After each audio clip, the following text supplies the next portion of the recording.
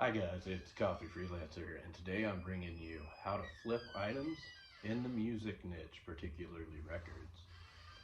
Enjoy.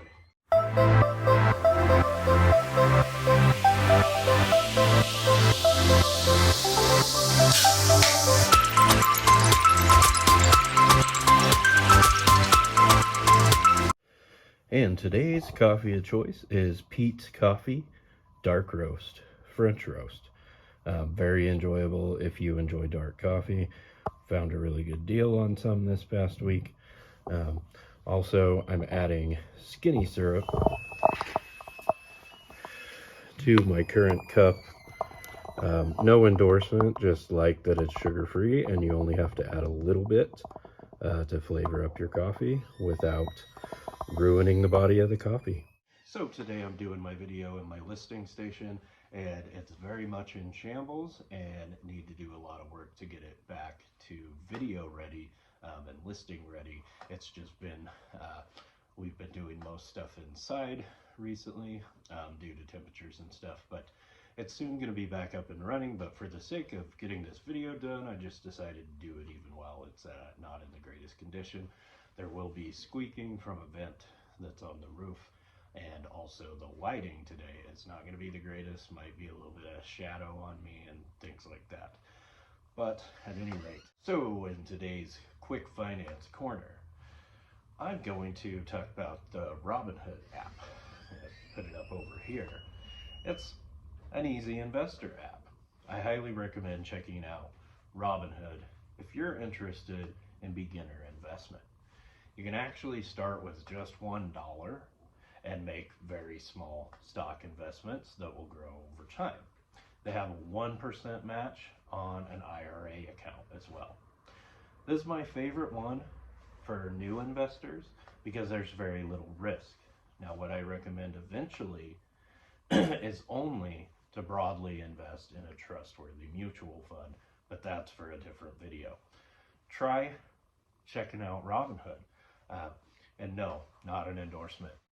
So you may not know, but I recently niched down my store to 4 categories: music, coffee and coffee accessories, video games, and books. I also left a miscellaneous category in case I do see a random flip in another category that I just can't pass up. So I left that a little open. I'm going to see if I have success with that in my area, and if it doesn't seem to work after a while, I'll go back to being an everything seller. I'm going to organize my store just like that as well, visually. So in the music category, that'll include things like records, tapes, CDs, music equipment like guitars and amps, etc. And even things like live footage of bands on DVD and things like that. But today's focus is specifically going to be on records and what to look for when you find them. The number one tip I can give you for finding a good record is, of course, to find something that is actually in demand. Many a reseller go out and find a big pile of records for free or next to nothing and think they're going to sell them for a boatload of money. The truth is that a large majority of records are only worth $1 or $2. Even the many that are well known and liked, and many more are only worth pennies. So the biggest factor in your success is finding some that are either rare or collectible or very much in demand. Thankfully, vinyl records are highly in demand right now due to a rising trend in people wanting to own them. Of course, that's been happening for a while. But we at least have that working for us as resellers. Now, for instance, like this Johnny Cash record that I found, still retains some pretty good value. Can probably get like $10 to $15 profit out of it. But this Rex Harrison and Julie Andrews record, only because it's not like the original play or whatever, I see it everywhere. It's probably worth $1. Was not worth picking up, but just wanted to give you an example. There's just so many out there. So be careful that you're finding ones that are in demand. The number 2 tip is to find the EMI number on the record. So, like for instance, on the cash record, it's printed right down there.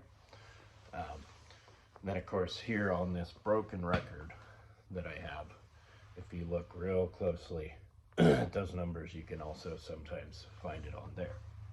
And don't worry, this Beach Boys album came broken, so, but it worked good for a prop for the video. However, that's what you want to look for. So they're a combination of letters and numbers that were typically engraved or printed on the vinyl record label, the sleeve or bow.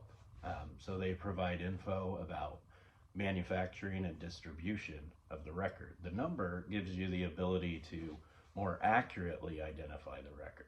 Sometimes you pick up a record and it appears to be just your standard record, but you will find that it's actually a rare collectible that, after truly identified, has much more value. So for instance, one time I found Metallica's Ride the Lightning. It appeared to only be a $20 new record. And then after I searched the EMI number, I identified that actually it was from the 80s, legitimately, and it was actually worth over $100. It had just been kept in such good condition that it almost looked like a brand new record. So the number 3 tip I have is an obvious one. Make sure you package the record so it doesn't show up to the customer broken. You know, a reseller I know long ago shipped one without putting cardboard support around the outline of the record, and of course it arrived to the customer broken, like said record here. And obviously that didn't help mine, I mean that person's defect rate. So at any rate, you can support it with cardboard. You can just put cardboard around the outline. You can take the actual disc out, separate it, and cover it with the cardboard, and then you can also wrap the sleeve and then, you know, package it very nicely. You can also buy specific record shipping sleeves online, and then add a handling cost to cover the cost of that. Sometime I may do a video like specific to shipping records to show you exactly my technique for doing that, but not today. Stay tuned for more videos where I cover more specific areas of the other niches that I'm doing too. So I hope you enjoyed today's video. Please help out a small channel by liking, subbing, and commenting. It's free. It helps a ton with the YouTube algorithm, as you know, and probably are familiar with already, but maybe not everybody. You'd be surprised how many people are not. And keep on drinking that coffee.